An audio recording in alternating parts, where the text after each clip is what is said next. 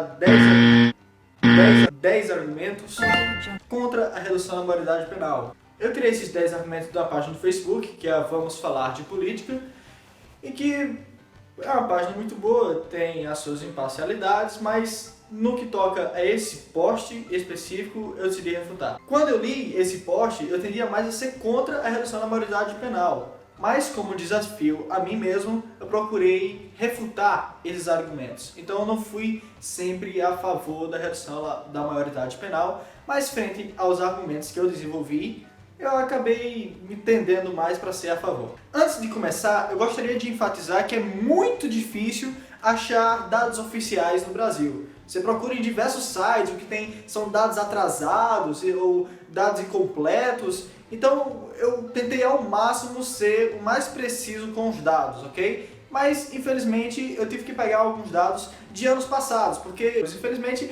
o Brasil está muito deficiente em coleta de dados. Então vamos lá começar com o primeiro argumento.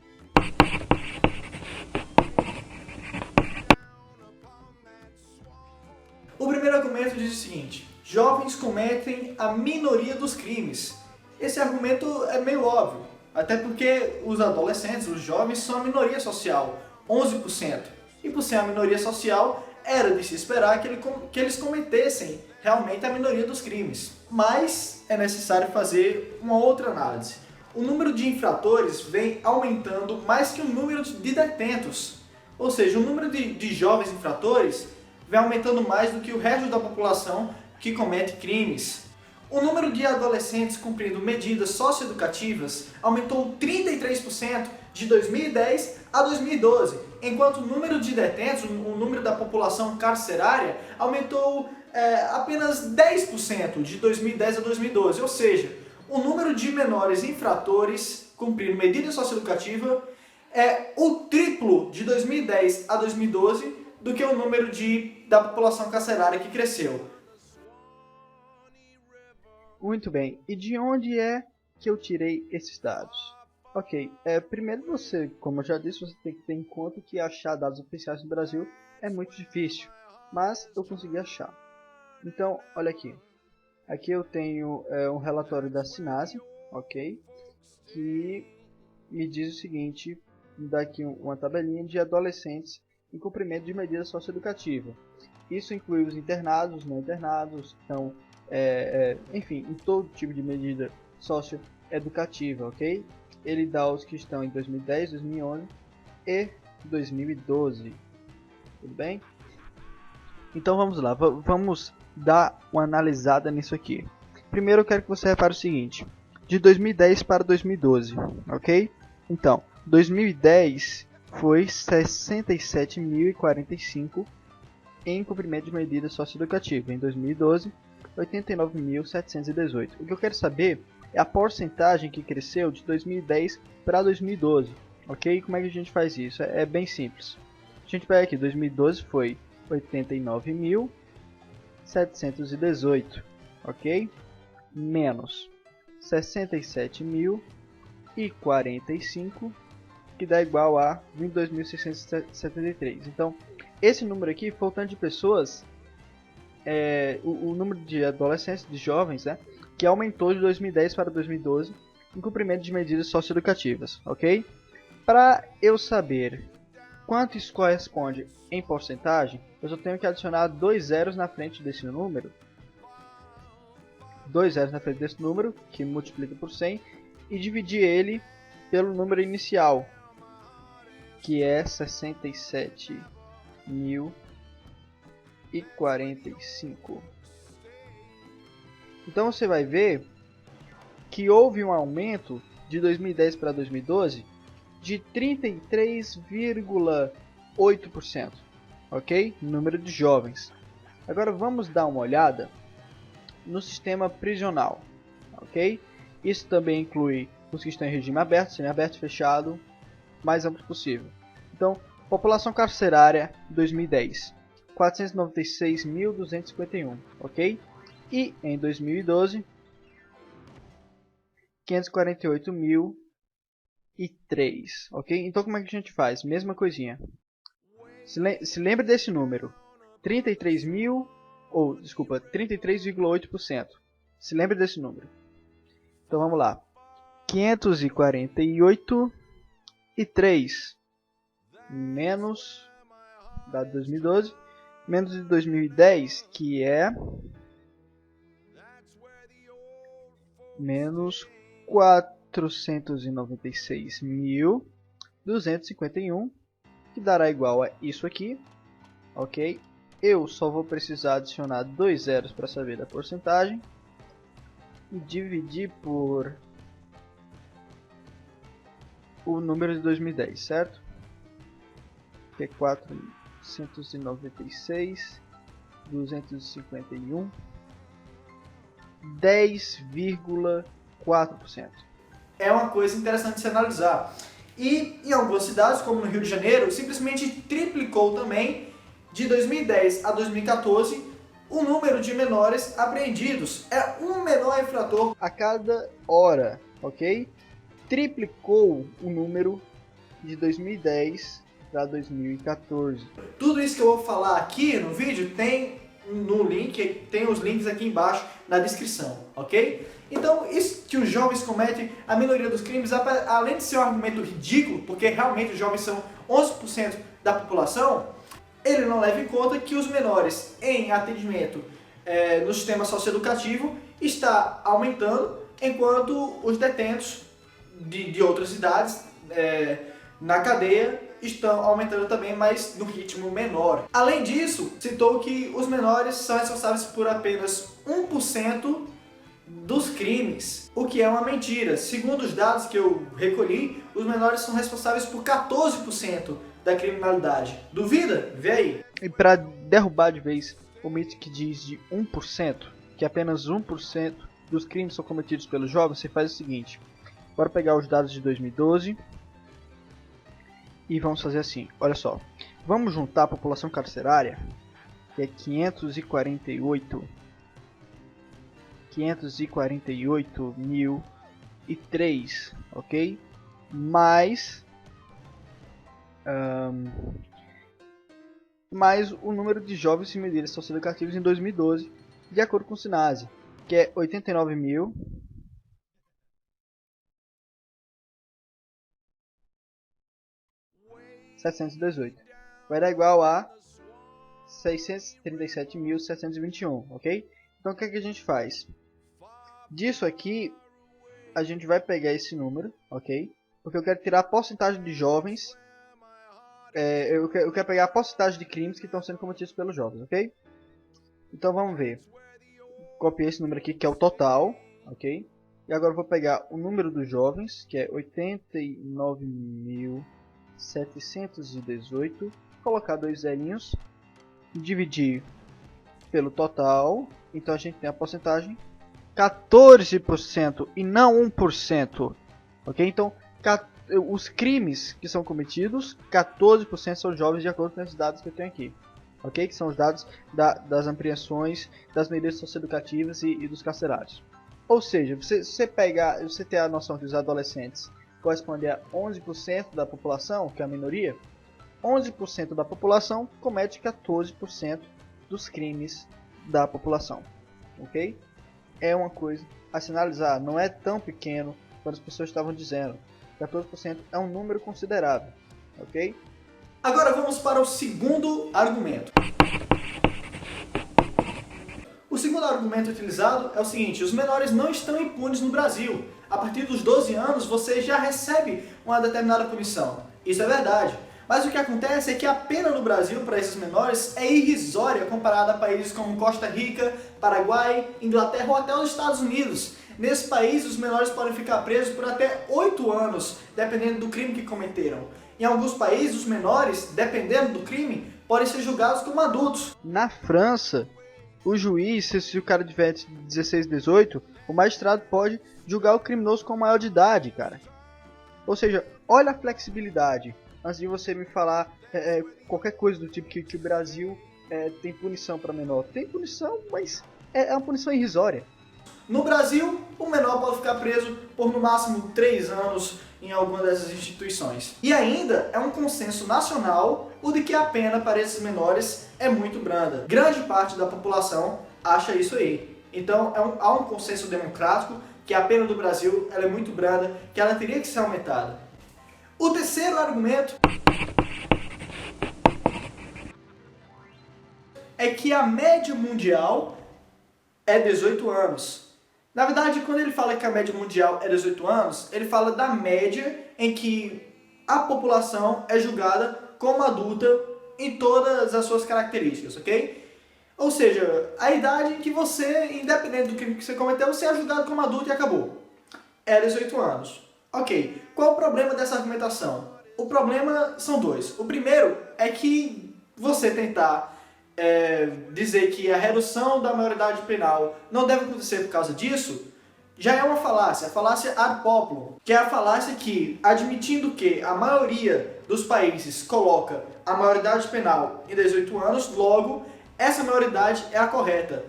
Não tem nenhuma ligação, ok? Se a maioria dos países colocasse maioridade penal em 2 anos de idade, isso significaria que essa maioridade é correta? Não. Da mesma forma que se a maioria dos países colocarem 18, também não significa que 18 anos é a idade correta. Então isso é uma falácia.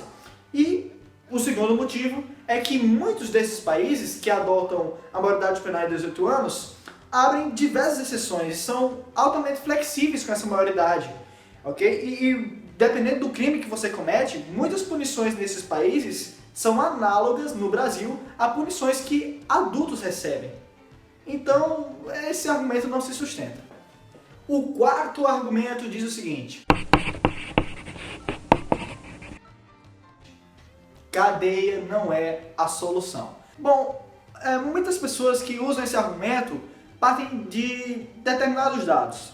O primeiro dado que eles dizem é o seguinte: nas instituições socioeducativas, no sistema socioeducativo, o índice de reincidência é 20%, ou seja, o número de jovens que voltam para esses sistemas é de 20% depois que eles saíram.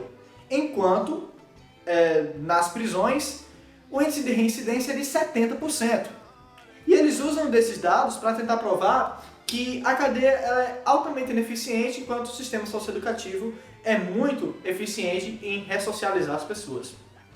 Mas o problema desse argumento está no seguinte: o fato de ser 20%, o índice de reincidência nesses sistemas, não se deve à qualidade nesses sistemas, e sim ao fato das pessoas passarem a maior parte da vida sendo não jovens do que sendo jovens.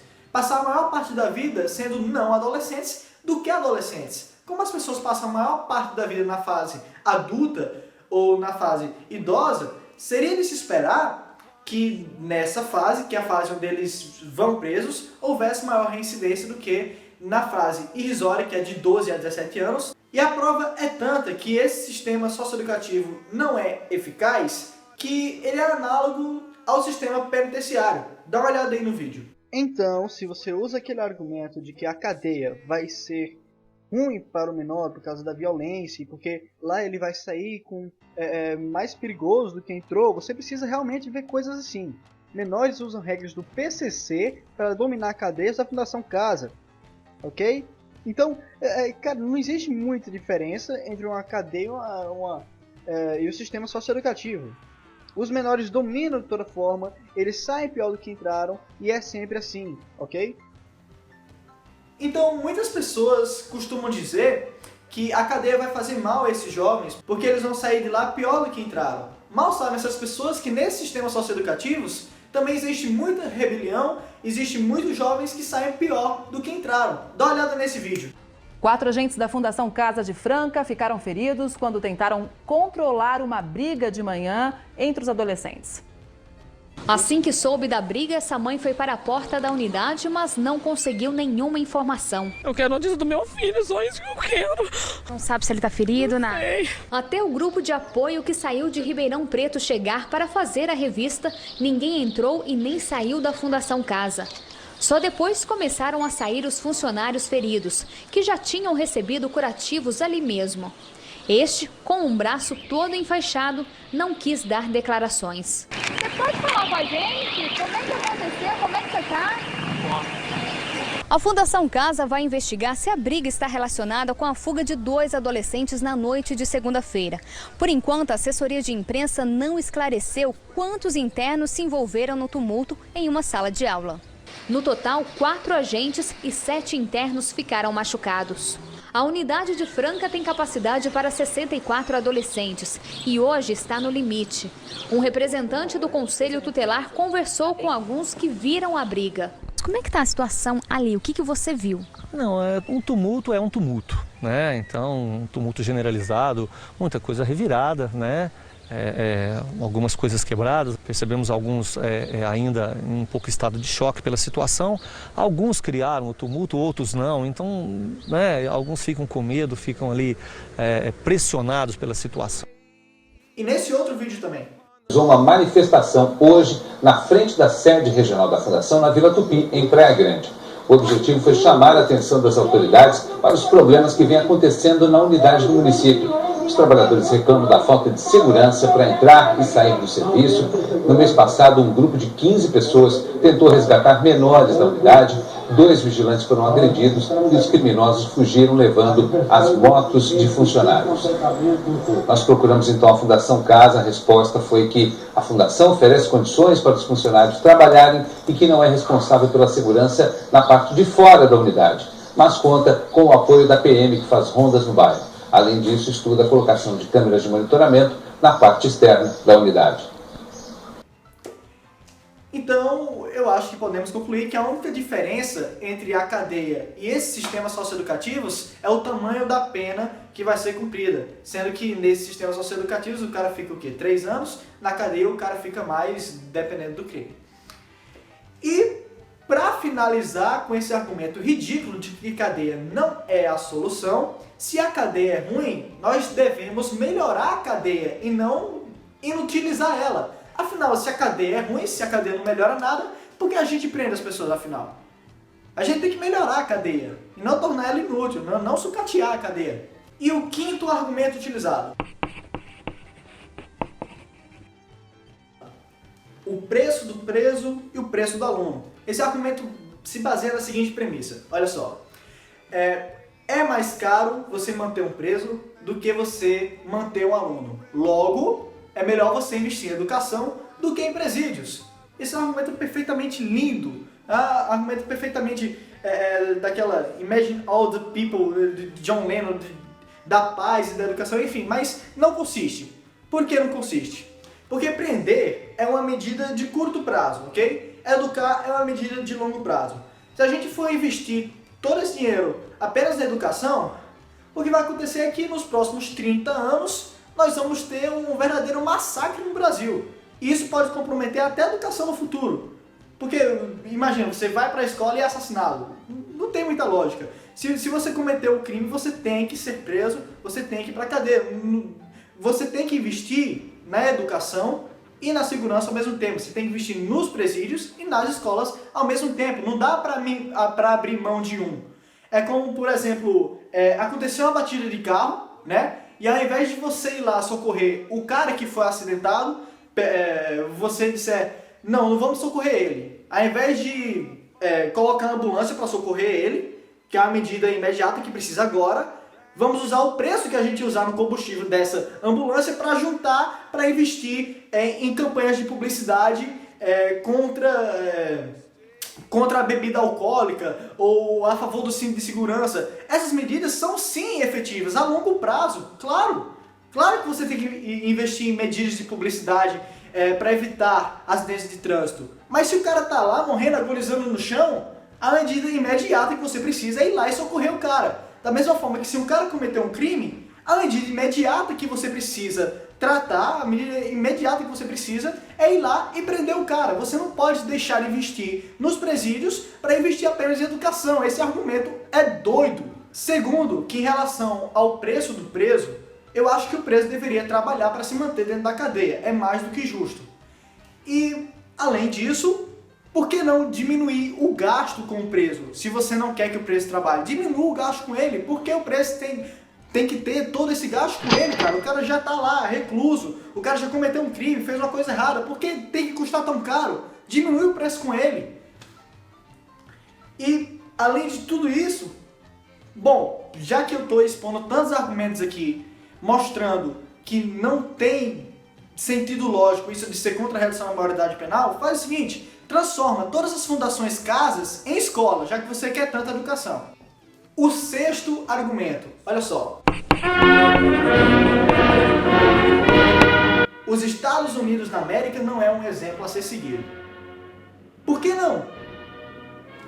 Lá na página deles, eles falaram que os Estados Unidos ele era o 8º do mundo no ranking de criminalidade, né? Que ele não tinha reduzido nada. Mas isso é uma mentira, porque os Estados Unidos, e dá uma olhadinha aí no vídeo. Então quer dizer que os Estados Unidos não é um exemplo? Vamos dar uma olhadinha aqui no índice de crime por país de 2015. Vamos lá. Sudão do Sul, Venezuela, Guatemala, África do Sul. Olha o Brasil, gente. Ainda não vi os Estados Unidos. Bora descer, vamos. Ainda não vi. Olha a Rússia, Irã, olha. Panamá, Estados Unidos. Achei os Estados Unidos, que está na posição 54.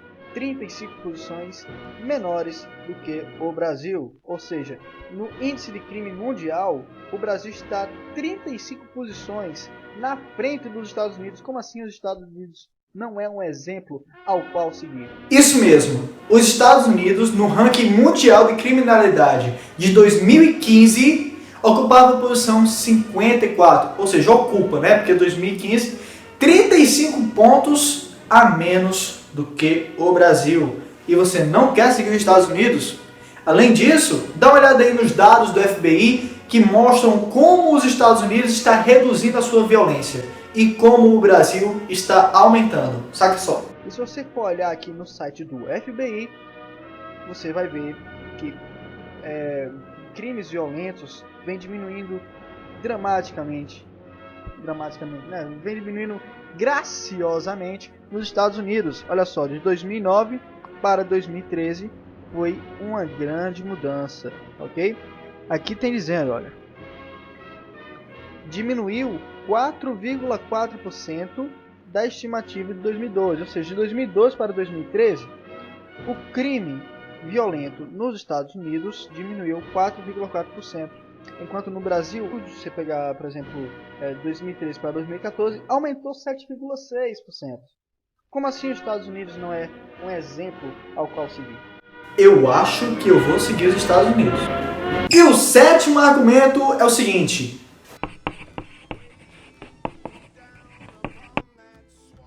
A redução da maioridade penal não diminui crimes. Bom, esse argumento é meio bobo. Eu vou dizer por quê. Os crimes, eles não se reduzem, eles se contêm. Prender alguém não faz com que o crime dessa pessoa seja excluído do papel. Faz com que essa pessoa não cometa mais crimes durante o período que ela está lá reclusa. É uma ação de contenção, não de prevenção, ok? A cadeia não serve para diminuir os crimes, serve para conter eles. Se você quer diminuir os crimes, você tem que tomar medidas antes do crime acontecer e não após o crime acontecer. E além disso, dados mostram, aqueles dados que eu já mostrei lá no início, eles estão mostrando que medidas socioeducativas também não diminuem o crime. Na verdade, aumenta o número de jovens nas medidas socioeducativas com mais frequência do que aumenta o número de pessoas na população carcerária.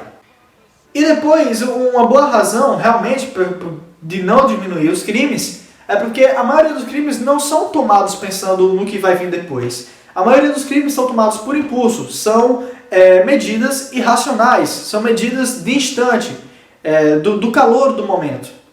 E isso pode ser uma das razões do fato da cadeia não diminuir os crimes, e muito menos as medidas socioeducativas, porque as pessoas não fazem o crime pensando na punição, mas fazem o crime pensando naquele instante, no imediatismo. Então, esse argumento é invalidado por essas três respostas. A primeira é que não é função da cadeia diminuir os crimes, mas sim conter eles. E a segunda é que medidas socioeducativas também não diminuem os crimes. Na verdade, se mostram mais propensas a aumentar o número de jovens em medidas socioeducativas do que aumentar o número de presos no sistema carcerário normal. E o oitavo argumento é um tapa na cara de todos os brasileiros. Porque diz o seguinte: não podemos reduzir a maioridade penal porque o Brasil assinou uma convenção com a ONU e a ONU não... E essa convenção, esse contrato que o Brasil assinou com a ONU não permite que a maioridade penal seja reduzida abaixo dos 18 anos. Chegou a hora do Brasil se decidir se ele vai honrar o título de democracia que ele tem, democracia bem entre aspas, né? Ou se ele vai honrar um contrato com a ONU ou um acordo que ele tem com a ONU, porque 83% da população é a favor da redução disso. 83% dos brasileiros querem a redução da maioridade penal. Como assim? Um contrato com a ONU vale mais do que a democracia? Eu acho que, em respeito aos brasileiros, a democracia deveria valer mais do que esse contrato com a ONU. E esse argumento não é uma desculpa para você não reduzir a maioridade penal. O nono argumento, ele é muito engraçado. Ele diz que não pode porque as cadeias estão lotadas. Bom, mas as fundações que cuidam dos menores infratores também estão lotadas. Estimativas mostram que está faltando espaço para esses menores infratores. E o que acontece é que tanto as cadeias quanto essas fundações estão lotadas. Dá uma olhada na situação dessas fundações de recuperação de menores. Dá uma olhada aí. Ações socioeducativas estão também lotadas. O Brasil tem quase 3 mil jovens infratores a mais do que o número de vagas em unidades de internação. Então, não é uma desculpa válida você dizer que as cadeias estão lotadas. As fundações também estão. E se é preciso melhorar as cadeias, criar mais vagas, e também criar mais vagas na fundação, coloca todo mundo para a cadeia, vai dar a mesma coisa, o mesmo custo. Por que não fazer isso e aumentar logo essa maioridade penal?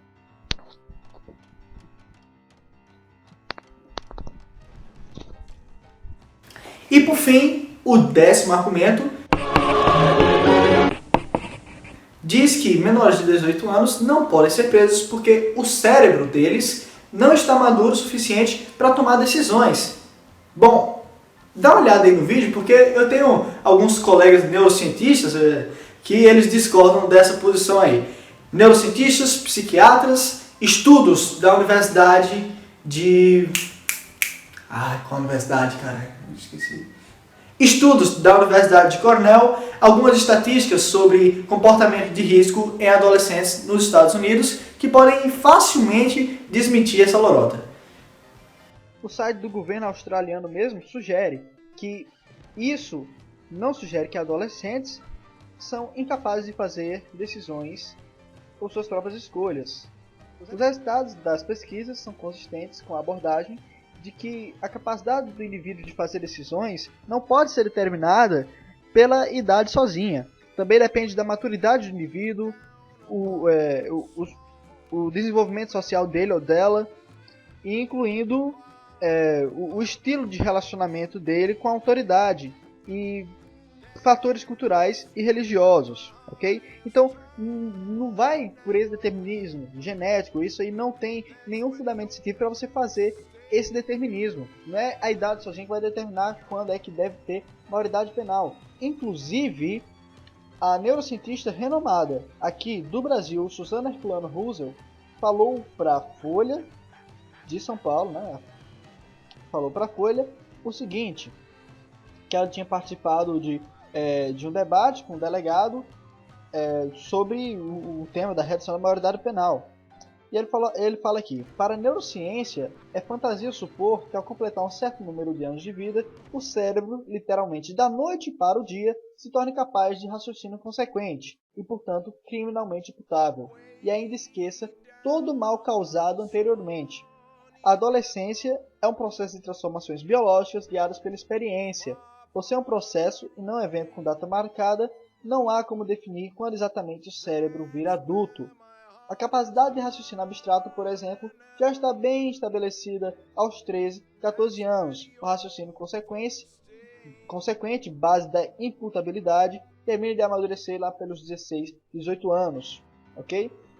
E ela diz e lançar ex-menores infratores de volta à sociedade com ficha limpa e sem antecedentes criminais, mesmo que tenham matado, esfolado ou trucidado, é fantasia que beira ao delírio. A qualquer idade e ao longo de toda a vida, o cérebro é a soma cumulativa de sua biologia e de todas as suas experiências vividas. E a Suzana Herculano Russo não é a única cientista a ter essa posição. Uma psiquiatra forense, que tem aqui nesse site, que está na descrição do vídeo, chamada Katia Meckler, né? Ela falou o seguinte, que quando esse limite foi definido há 70 anos, vivíamos em uma época muito diferente. Hoje o mundo é absolutamente permeado pela comunicação, por tecnologias avançadas, por estímulos intensos desde cedo. E a gente percebe claramente que o desenvolvimento acelera também, ainda que a maturidade seja um processo longo que pode durar a vida inteira. E ela está certa. Se você olhar aqui no centro para controle de doença e prevenção, ele tem, isso são dados dos Estados Unidos, ele mede o comportamento de risco nos jovens dos Estados Unidos. E você pode olhar aqui que certos comportamentos, como usar cocaína, diminuiu perceptivamente de 1991 a 2013, ok? Outros, como maconha, diminuiu de 99, você pode ver aqui, para 2013, ok? Outros aumentaram, mas se você pegar a maioria, como esse que eu citei, ou então carregar uma arma, diminuiu também.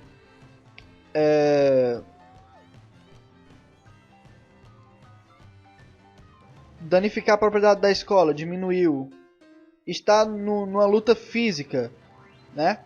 Também diminuiu significativamente de 91 a 2013. E isso é o significado de várias políticas que foram implantadas e também de uma conscientização geral que essa nova geração tem e que a antiga não tinha, que é preciso você considerar, ok? Então, se você quiser, também está aí na descrição do vídeo esses links para você ver. Tem até esse estudo aqui que fala, esse estudo da Universidade de Cornell, de 2006, que fala sobre a importância